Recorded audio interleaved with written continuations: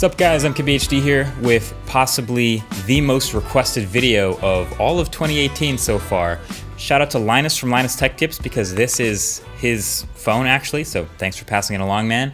This is the Oppo Find X. So this is actually the hottest phone on the planet right now, purely thanks to its really unique design. Oppo actually has a history of doing kind of insane things with flagship phones, but they don't do them very often. They specialize in the mid-range. But you might remember way back in the day, a couple years ago, I made a video about the Oppo Find 5, the first ever 1080p smartphone. That was a huge deal.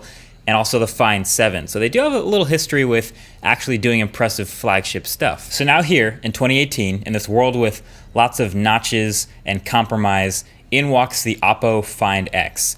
The specs, even though they're excellent, are actually probably the most boring part of this phone. So Snapdragon 845, Adreno 630, 8 gigs of RAM, 256 gigs of storage, a 3730 milliamp hour battery, Bluetooth 5.0, dual SIM cards. It's a flagship, no doubt.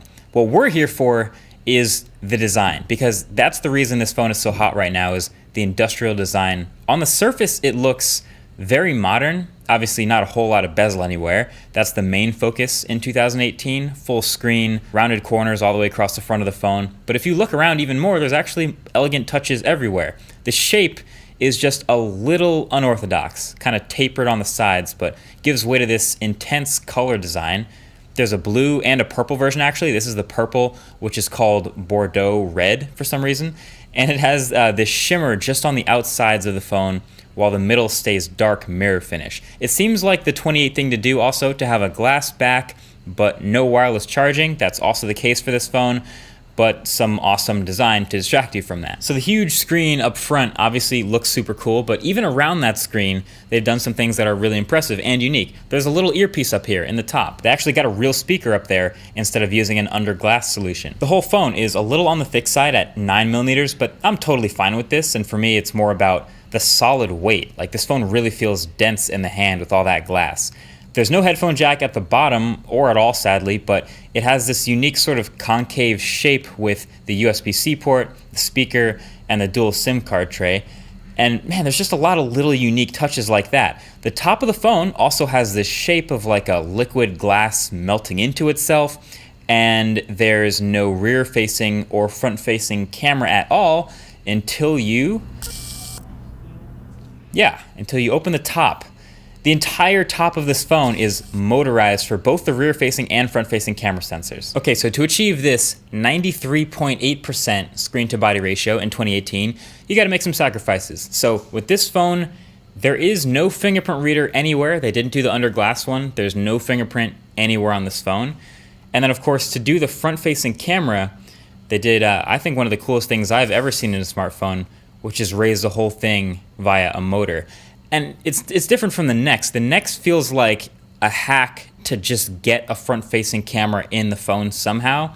This feels like an integrated part of a thoughtful design. But now though, you gotta think about, again, motorized moving pieces in smartphones like this are still a tough ask. They eventually will fail, and they also make it harder for things like sealing and make it easier to break. And this is the whole top of the phone popping up, so I'm pretty sure you can forget about waterproofing right off the bat. And then when you have this much surface moving, you think about maybe if one grain of sand gets in there, that could be a problem too. It's easier than you think. Obviously, Oppo trusts this a lot though, because as you can see, they have the rear camera, which you use all the time, and the front camera, and a suite of other sensors, including a dot projector and an infrared sensor, all up here because this also does facial recognition. That's right, so with no fingerprint reader anywhere on this phone, like the iPhone, they built what you might call a Face ID clone in those front-facing sensors in the motorized piece.